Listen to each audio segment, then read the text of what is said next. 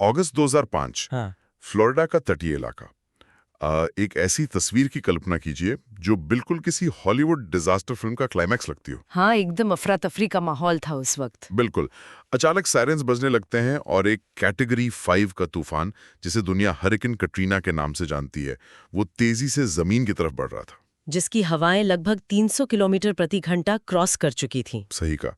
ये ऐसी हवा होती है जो कंक्रीट की इमारतों को खिलौने की तरह तोड़ सकती है, बड़े बड़े पेड़ों को जड़ से उखाड़ सकती है। और ऐसे भयंकर खतरे के बीच जब सरकारी मशीनरीज और इमरजेंसी सर्विसेज भी लाचार नजर आ रही थीं, तब एक बेहद हैरान करने वाली घटना घटी। एग्जैक्टली। और आज हमारे पास इस पूरे घटनाक्रम पर एक बेहद रोचक केस स्टडी और नोट्स हैं। ये बेसिकली रिटेल लॉजिस्टिक्स और वॉलमार्ट के डिजास्टर रिस्पॉन्स पर आधारित है, जो इस बात से पर्दा उठाते हैं कि कैसे एक आम सुपर स्टोर ने डिजास्टर मैनेजमेंट में पूरी सरकारी मशीनरी को पीछे छोड़ दिया था। आज का हमारा मिशन यही समझना है कि इन विशाल रिटेल स्टोर्स की सप्लाई चेन असल में कैसे काम करती है और इनके आर्थिक मॉडल का वो कौन सा हिस्सा है जो इन्हें इतना ताकतवर बनाता है। और यहाँ ध्यान देने वाली बात यह है कि आज की चर्चा किसी आम न्यूज़ अपडेट जैसी नहीं होगी।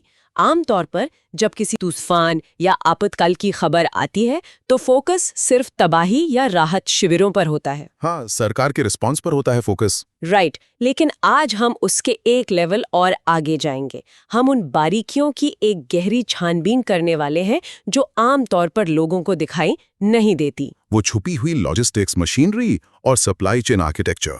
बिल्कुल, जो नॉर्मल दिनों में तो बस चुपचाप हमारा सामान शेल्फ्स पर पहुंचाता है, लेकिन एक संकट के समय में अचानक से एक मैसिव जीवन रक्षक प्रणाली में बदल जाता है। ये वाकई बहुत फैसिनेटिंग है ना? कि कैसे सिर्फ और सिर्फ मुनाफा कमाने के लिए या कॉस्ट कट करने के लिए बनाया गया एक कॉर्पोरेट सिस्टम आपातकाल में इतना कारगर और रिजिलिएंट साबित हो सकता है। ये अपने आप में एक बहुत बड़ा पैराडॉक्स है जिसे समझना जरूरी है। तो चलिए इसको अनपैक करते हैं। कटरीना के समय एग्जैक्टली हुआ क्या था? जब तूफान हिट करता है तो आमतौर पे जो होता है वही हुआ। बाढ़ आ गई, पावर ग्रिड्स फेल हो गई, बिजली की भारी कटौती हो गई थी, और सबसे बड़ी प्रॉब्लम थी खाने पीने की कमी और कम्युनिकेशन लाइंस का पूरी तरह से टूट जाना। सरकारी अधिकारी और फीमा, जो उनकी डिजास्टर मैनेजमेंट एजेंसी है, वो लोग मीटिंग्स पर मीटिंग्स कर रहे थे। वो बस संकट से निपटने की योजना बनाने में ही उलझे हुए थे। ब्यूरोक्रेसी अपने यूजुअल धीले पेस पर चल रही थी। सही कहा। मॉल्स बंद थे, पेट्रोल पंप्स पर ताले लटक रहे थे, लगभग सभी डिपार्टमेंटल स्टोर्स ने अपने शटर गिरा दिए थे। प्रभावित इलाकों के लोग पूरी तरह से परेशान और हेल्पलेस थे। लेकिन यहाँ इस केस स्टडी में एक बड़ा आहा मोमेंट आता है। वही सबसे शॉकिंग पार्ट था। जैसे ही तूफान का सबसे भयानक दौर गुजरा, जबकि बाकी पूरी दुनिया और सरकारी विभाग अभी स्थिति का अंदाजा ही लगा रहे थे, तब वॉलमार्ट के करीब 1500 ट्रक्स सीधो इन डिजास्टर जोन्स में पहुंच गए। और सबसे दिलचस्प बात यह है कि इन ट्रक्स में बेचने के लिए कोई सामान नहीं था। वही ना, ये ट्रक्स मुफ्त जरूरी सामान, पीने का पानी, पैकेज्ड खाना, बैटरीज और आपातकालीन राहत सामग्री से भरे हुए थे। अगर हम इसको थोड़ा और बारीकी से देखें तो इसका इम्पैक्ट सरकारी मदद से कहीं ज्यादा फास्ट और इफेक्टिव था। सिर्फ फ्री सामान डिस्ट्रीब्यूट नहीं किया गया। बहुत से प्रभावित इलाकों में कुछ वॉलमार्ट स्टोर्स तो तूफान गुजरने के सिर्फ एक दिन के भीतर पूरी तरह से रीस्टॉक होकर खुल गए थे। उन्होंने जैसे पहले से ही तूफान के रास्ते का अंदाजा लगाकर अपनी सप्लाई चेन को रीराउट कर लिया था। बिल्कुल।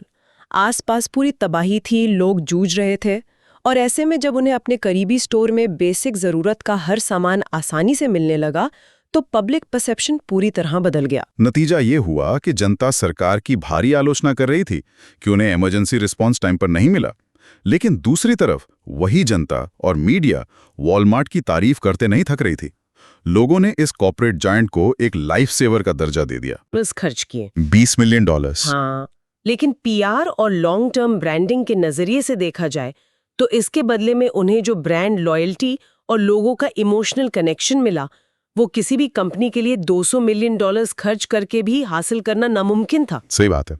एक आम कंपनी शायद ये पैसा टीवी कमर्शियल्स या बिलबोर्ड्स पर खर्च करती, पर उन्होंने इसे ग्राउंड जीरो रिलीफ में लगाकर ऐसी वफादारी हासिल की जो उनके ब्रांड के साथ हमेशा के लिए जुड़ गई। यही उनका सबसे बड़ा रिटर्न ऑन इन्वेस्टमेंट था। तो इस सब का आखिर मतलब क्या है? यहाँ पर सबसे बड़ा सवाल मेरे दिमाग में ये आ रहा है कि आखिर उन्होंने इतनी जल्दी ये सब किया कैसे? वही तो रहस्य है। मतलब जब सरकारी एजेंसीज जिनके पास इतने अनलिमिटेड रिसोर्सेज हैं, मिलिट्री बैकअप और पावर होती है, वो समय पर नहीं पहुंच पाई, तो एक दुकान चलाने वाली कंपनी ने हजारों ट्रक्स का काफला फ्लडेड रास्तों और टूटे हुए कम्युनिकेशन नेटवर्क्स के बीच इतनी तेजी से कैसे नेविगेट कर लिया? ये सवाल हर किसी के दिमाग में आना लाजमी है। क्या इसका जवाब उनके किसी highly classified emergency response protocol में था? केस स्टडी ये क्लियर करती है कि उनका कोई अलग से जादू वाला आपातकालीन प्लान नहीं था। असल में उनका रोजमर्रा का बिजनेस मॉडल ही उनका सबसे बड़ा हथियार था। एग्जैक्टली जो उनका डेली रूटीन था, उसी ने उन्हें इस डिजास्टर को हैंडल करने के काबिल बनाया।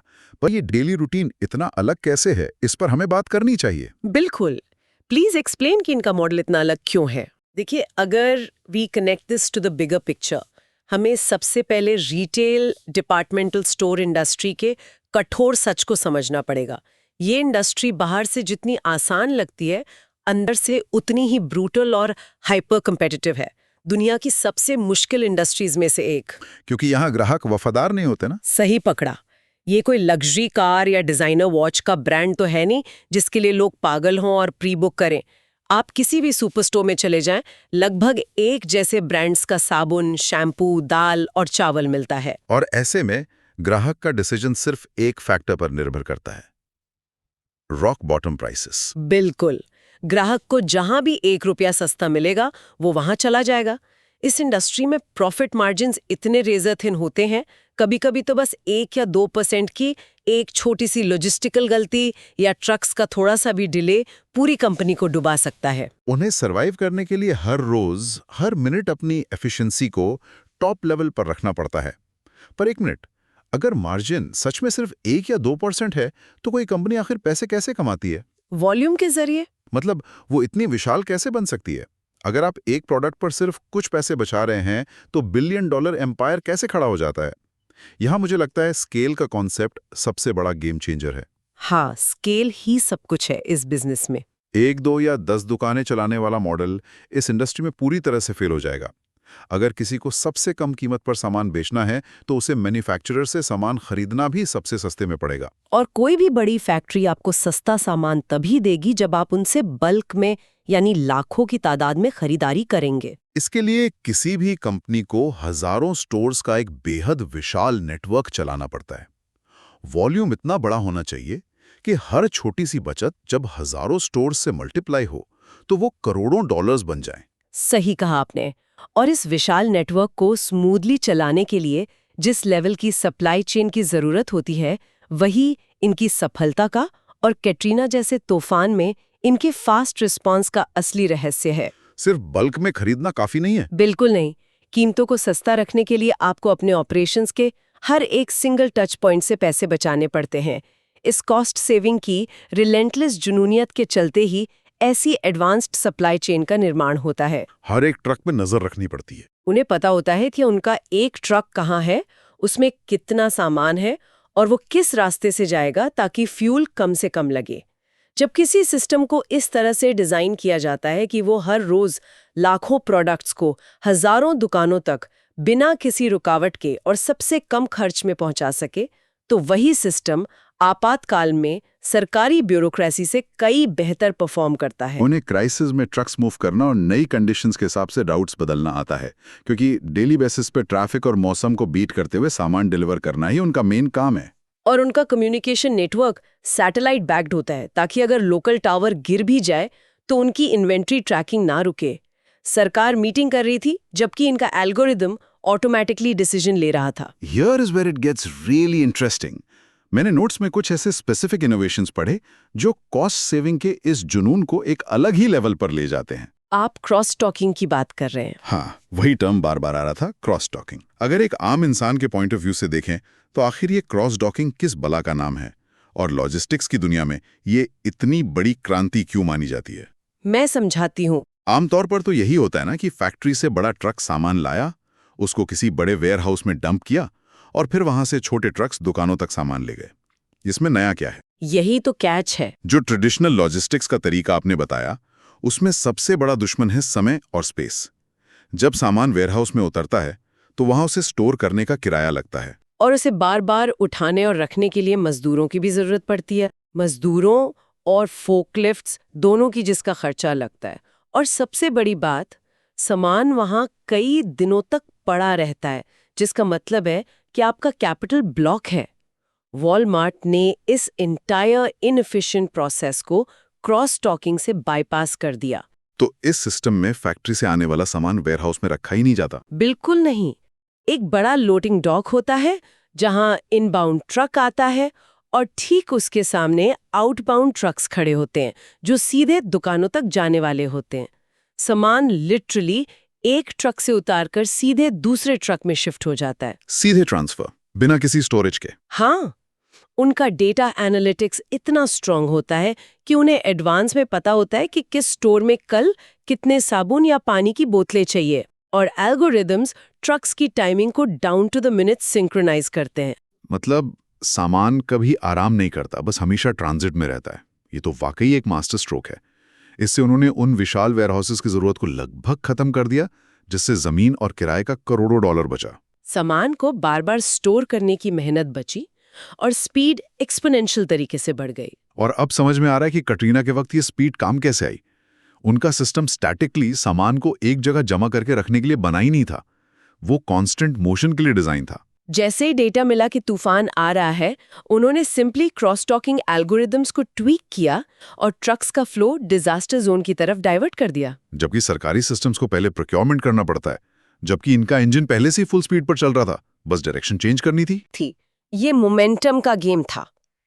This raises an important question कि और कहां-कहां उन्होंने कॉस्ट काटी होगी, क्योंकि एक दूसरा उदाहरण जो नोट्स में हाईलाइट किया गया है वो और भी ज्यादा अनकन्वेंशनल है। आप हीट रीयूजिंग की बात कर रही है ना? हाँ, क्रॉस डॉकिंग तो फिर भी सप्लाई चेन का हिस्सा लगता है, लेकिन अपने स्टोर्स की एनर्जी एफिशिएंसी से पैसे निकालना एक बिल्कुल अलग लेवल की माइक्रो मैनेजमेंट है। Oh yes, innovation number 2, heat reusing. जब मैंने इसके बारे में डिटेल्स पढ़ी तो मैं लिटरली दिमाग पकड़कर बैठ गया कि कोई कंपनी इस हद तक भी सोच सकती है। सच में बहुत कमाल का कॉन्सेप्ट है। देखिए, किसी भी बड़े सुपर स्टोर में मीट, डेयरी और फ्रोजन आइटम्स को ठंडा रखने के लिए कमर्शियल ग्रेड के फ्रीजर्स लगे होते हैं। अब बेसिक प्रिंसिपल यह है कि कोई भी कूलिंग यूनिट अंदर ठंडक करता है तो बाहर एक मैसिव अमाउंट में हीट जनरेट करता है। थर्मोडायनामिक्स का बेसिक रूल है। आमतौर पर बाकी दुकानें और स्टोर्स इस लगातार निकलने वाली गर्मी को एग्जॉस्ट सिस्टम्स के जरिए हवा में वेस्ट कर देते हैं। और उसके बाद जब सर्दियों का मौसम आता है तो उन्हीं स्टोर्स को अपने ग्राहकों के लिए आरामदायक और गर्म रखने के लिए अलग से बड़े बड़े इंडस्ट्रियल हीटर्स चलाने पड़ते हैं। और इन हीटर्स का बिजली का बिल बहुत ही भारी आता है। तो वॉलमार्ट के इंजीनियर्स ने सोचा, हम दो बार पैसे क्यों खर्च कर रहे हैं। सही कहा। और इसका सोल्यूशन बहुत ही एलिगेंट और प्रैक्टिकल था। उन्होंने उस वेस्ट होने वाली हीट को कैप्चर करने का सिस्टम बनाया। उनके स्टोर्स का HVAC यानी हीटिंग और वेंटिलेशन सिस्टम इस तरह से रीडिजाइन किया गया कि फ्रीजर्स की गर्मी को सर्दी के दिनों में पूरे स्टोर के फ्लोर पर पंप किया जा सके। एक तीर से दो शिकार। बिल्कुल।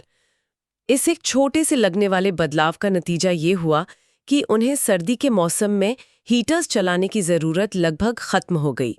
अब अगर आप इसे एक सिंगल स्टोर के नजरिए से देखें तो शायद कुछ $1000 का बिजली का बिल बचेगा। लेकिन जब आप इसी फॉर्मूला को उनकी हजारों स्टोर्स के फुटप्रिंट पर लगाते हैं तो ये बचत लाखों बल्कि करोड़ों डॉलर्स में पहुंच जाती है। ये सारी छोटी छोटी सेविंग्स आपस में कंपाउंड होती हैं और एंड में कस्टमर को उस डिस्काउंट टैग के रूप में दिखती हैं। उनकी कंपनी का DNA ही इस बात पर बना है कि रिसोर्स ऑप्टिमाइजेशन कैसे की जाए। और इसी रूथलेस एफिशिएंसी की वजह से जब आम डिजास्टर मैनेजमेंट कोलैप्स से जाता है तब इनकी मशीनरी क्लॉकवॉक की तरह चलती रहती है। चलिए अब इसको हमारे अपने बैकयार्ड से कनेक्ट करते हैं।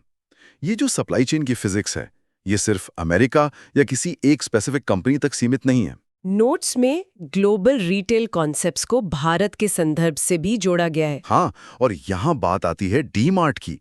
जो लोग इंडियन रिटेल स्पेस को थोड़ा भी क्लोजली फॉलो करते हैं उन्हें पता है कि डी-मार्ट ने पिछले कुछ सालों में एक ऐसी डोमिनेटिंग पोजीशन बना ली है जिसे हिला पाना कंपटीशन के लिए लगभग नामुमकिन हो गया है। इनकी स्टोरी भी एग्जैक्टली उसी कॉस्ट सेविंग वाले ऑब्सेशन से मैच करती है, लेकिन एक थोड़े अलग फ्लेवर के साथ। बिल्कुल। अगर आप डी-मार्ट की ग्रोथ स्ट्रैटेजी पर गौर करें तो वो दुनिया के बेस्ट सप्लाई चेन मॉडल्स की एक मास्टर क्लास है जो स्पेशली इंडियन मार्केट के लिए अडेप्ट की गई है। उनकी सबसे बड़ी डिफरेंशिएशन स्ट्रैटेजी जिसे नोट्स में स्पेसिफिकली अंडरलाइन किया गया है वो है उनका रियल एस्टेट मॉडल। आमतौर पर इंडिया में क्या होता है, कोई भी नया रिटेल ब्रांड खोलता है तो वो सीधा किसी चमकते हुए मॉल में एक प्राइम लोकेशन ढूंढता है जहां फुटफॉल तो मिल जाता है लेकिन रेंट आसमान छू रहा होता है। हर महीने लाखों रुपए रेंट में जाते हैं और लैंडलॉर्ड रेवेन्यू में भी हिस्सा मांगता है। डीमार्ट ने डे वन से इस कन्वेंशनल विजडम को रिजेक्ट कर दिया। उन्होंने मॉल्स में दुकानें रेंट पर लेने के बजाय खुद की जमीन खरीदकर अपने स्टैंडअलोन स्टोर्स बनाने का फैसला किया। वो अपने स्टोर्स हेवीली कमर्शियल इलाकों की जगह घनी आबादी वाले रेजिडेंशियल एरियाज के ठीक किनारे पर बनाते हैं। सही, पर यहाँ एक सवाल उठता है। मैं वही पूछने वाला था। यहाँ मैं थोड़ा डेविल्स एडवोकेट बनना चाहूंगा। जमीन खरीदना और खुद की बिल्डिंग बनाना तो शुरुआती दौर में एक बहुत बड़ा कैपिटल एक्सपेंस है, जबकि रेंट पर लेने से इनिशियल कॉस्ट कम होती है। हाँ, बिजनेस लॉजिक यही कहता है आमतौर पर। तो क्या एक डिस्काउंट रिटेलर के लिए जिसके मार्जिन पहले से इतने थिन हैं, इतना भारी अपफ्रंट कैपिटल लगाना एक बहुत बड़ा रिस्क नहीं था? वो रेंट वाले मॉडल पर क्यों नहीं गए? ये एक बहुत ही वैलिड पॉइंट है और यही पर उनकी लॉन्ग टर्म थिंकिंग बाकी मार्केट से अलग दिखती है। देखिए, रेंट एक ऑपरेटिंग एक्सपेंस यानी ओपेक्स है जो हर साल इन्फ्लेशन के साथ बढ़ता ही जाएगा। जैसे जैसे स्टोर पुराना होगा, रेंट का बोझ उसके मार्जिन्स को खाता रहेगा। और जमीन खरीदना कैपिटल एक्सपेंडिचर है। एग्जैक्टली। जब आप प्रॉपर्टी खरीद लेते हैं तो आप अपफ्रंट कैपेक्स जरूर कर रहे हैं, पर लॉन्ग टर्म में आपने अपने रेंट को जीरो कर दिया। और उससे भी बड़ी बात, जमीन की वैल्यू वक्त के साथ अप्रिशिएट होती है। तो एक तरफ उनका हर महीने का भारी किराया बच रहा है, जिससे वो प्राइसेस को लगातार कम रख पाते हैं बिना लॉसेस उठाए। दूसरी तरफ उनकी बुक्स पर रियल एस्टेट की वैल्यू बढ़ रही है, जो कंपनी को फाइनेंशियली एक फोर्ट्रेस बना देती है। इसके अलावा जब उनका अपना स्टैंड अलोन स्टोर होता है तो उन्हें मॉल के रूल्स फॉलो नहीं करने पड़ते। उनके ट्रक्स रात के 2 बजे भी आकर सामान अनलोड कर सकते हैं, जो कि क्रॉस डॉकिंग जैसे एफिशिएंट सिस्टम्स को इंप्लीमेंट करने के लिए बेहद जरूरी है। Wow, that makes complete sense. आपने लॉन्ग गेम खेला और फिक्स्ड कॉस्ट को हमेशा के लिए कंट्रोल कर लिया। सही पकड़ा आपने। इस कॉस्ट कटिंग जुनून के कॉन्टेक्स्ट में मुझे एक बहुत ही मजेदार अफवाह याद आ रही है जो डीमार्ट के बारे में मशहूर थी। अच्छा, क्या थी वो अफवाह? डीमार्ट के अर्ली डेज में मार्केट में ये स्ट्रांगली फैला हुआ था कि अपने ऑपरेशंस को सुपर चीप रखने के लिए उन्होंने शुरुआती स्टोर्स में एसी तक नहीं लगाने का प्लान बनाया था। लोग कहते थे कि वो पंखे और बड़े कूलर्स पर स्टोर चलाएंगे ताकि बिजली का बिल 0 के बराबर हो। ये मैंने भी सुना था उस वक्त। हाँ, हालांकि आजकल ऑब्वियसली उनके स्टोर्स फुली एयर कंडीशन होते हैं, पर यह अफवाह इस बात को परफेक्टली कैप्चर करती है कि उनके ब्रांड की फाउंडेशन किस कोर बिलीफ पर टिकी है। उनका क्लियर मैसेज है, हम ग्राहकों को यहाँ लग्जरी फील देने नहीं आए हैं, हम उनको सबसे सस्ते दाम देने आए हैं। और सच्चाई भी यही है कि डिपार्टमेंटल स्टोर्स की आमदनी कभी भी प्रीमियम प्राइसिंग से नहीं होती। उन्हें पता है कि ग्राहक वहाँ वीकेंड मनाने नहीं आ रहा, घर का राशन लेने आ रहा है। एकदम सही बात। आमदनी तब होती है जब ग्राहक एक ही रूफ के नीचे से अपने महीने भर का पूरा सामान, बिस्किट से लेकर बाल्टी तक सब कुछ ले ले। उन्हें अपनी सप्लाई चेन को एक फॉर्मूला 1 पिट स्टॉप की तरह ट्रीट करना पड़ता है, जहां एक एक सेकंड और एक एक पैसे की ऑप्टिमाइजिंग की जाती है। होता है तभी एक नॉर्मल ब्रांड एक अनबीटेबल मार्केट लीडर में तब्दील होता है। तो अगर हम इस पूरी गहन चर्चा के की टेकअवेज को समेटते हुए देखें तो तस्वीर बहुत साफ हो जाती है। बिल्कुल। रिटेल की इस अल्ट्रा कॉम्पिटिटिव दुनिया में अल्टीमेट विनर वही होता है जो अपने ग्राहक को कंसिस्टेंटली सबसे कम प्राइस टैग दे सके। और ये सस्ता दाम हवा में या किसी मैजिक से नहीं बनता। उसके पीछे काफी पसीना है। इसके पीछे एक mass scale network, data analytics, precise cross docking logistics और ऐसी इनोवेशंस होती हैं जो वेस्ट हीट तक को वापस प्रॉफिट में बदल देती हैं। जब एक सिस्टम डेली बेसिस पर इस हद तक स्ट्रेस टेस्ट किया जाता है तो कटरीना जैसी डिजास्टर्स उसके लिए एक रुकावट नहीं बल्कि उसकी एफिशिएंसी का अल्टीमेट शोकेस बन जाती है। और मुझे लगता है कि इन इनसाइट्स को जानने के बाद अगली बार जब भी कोई ग्राहक किसी बड़े सुपर स्टोर में अपनी ट्रॉली पुश कर रहा होगा और किसी प्रोडक्ट पर डिस्काउंट या लोएस्ट प्राइस का ब्राइट येलो टैग देखेगा तो उसे सिर्फ वो टैग नहीं दिखेगा, उस टैग के पीछे की लॉजिस्टिकल कहानी दिखेगी। उसे उस एक टैग के पीछे छुपी हुई लाखों कैलकुलेशंस, रात के अंधेरे में हाईवे पर निकलते हुए cross docked trucks, property leasing के लॉन्ग टर्म मैथमेटिकल मॉडल्स और डिजास्टर को हरा देने वाली एक मशीन जैसी कुशल सप्लाई चेन जरूर याद आएगी। हर बचाया हुआ रुपया एक पूरी लॉजिस्टिकल कहानी सुनाता है। बिल्कुल सही कहा। एक दुकान का बेसिक बिजनेस फ्रेमवर्क कैसे सरकारी मशीनरी से ज्यादा तेज और केपेबल हो सकता है, ये केस स्टडी वाकई में हमारे सोचने के दायरे को बढ़ा देती हैं। इन सोर्सेज ने हमें एक कंप्लीटली नया लेंस दिया है सप्लाई चेन्स को देखने का। पर इन सभी पॉइंट्स पर विचार करते हुए केस स्टडी के एंड नोट्स में एक ऐसी चर्चा भी है जो थोड़ा सा अनसेटलिंग है। अनसेटलिंग कैसे? हमने ये तो देख लिया कि ये super efficient supply chains disasters के असर को कम करने में कितनी कारगर हो सकती हैं, लेकिन क्या होगा जब संकट किसी शहर पर नहीं बल्कि सीधे इस सप्लाई चेन के ऊपर ही आ गिरे? मतलब सिस्टम फेल हो जाए? सोचिए, एक ऐसी ग्लोबल स्थिति बन जाए जो अचानक से उन क्रॉस डॉकिंग हाईवेज को बंद कर दे, या कोई ऐसी आफत जो उन हजारों ट्रांसपोर्ट वेसल्स और ट्रक्स को अचानक फ्रीज कर दे। आज हमारी पूरी दुनिया, हमारे शहरों की फूड सिक्योरिटी इस बात पर निर्भर है कि वेयरहाउसेस में सामान लंबा स्टोर नहीं होता, बल्कि वो जस्ट इन टाइम मॉडल पर लगातार चल रहा है। सिस्टम में कोई बफर ही नहीं बचा है। वहीं तो क्या ऐसी एब्सोल्यूट एफिशिएंसी और जीरो बफर प्लानिंग किसी दिन एक अनफोर्सीन बॉटलनेक आने पर आम इंसान की सबसे बड़ी कमजोरी भी बन सकती है? अगर ये लगातार तेजी से घूमता हुआ पहिया अचानक ब्रेक मार दे, तो क्या उस दिन हाइपर एफिशिएंसी हमारी सबसे बड़ी दुश्मन बन जाएगी? इस एक नए और गहरे विचार के साथ हम इस डीप डाइव को यहीं समाप्त करते हैं।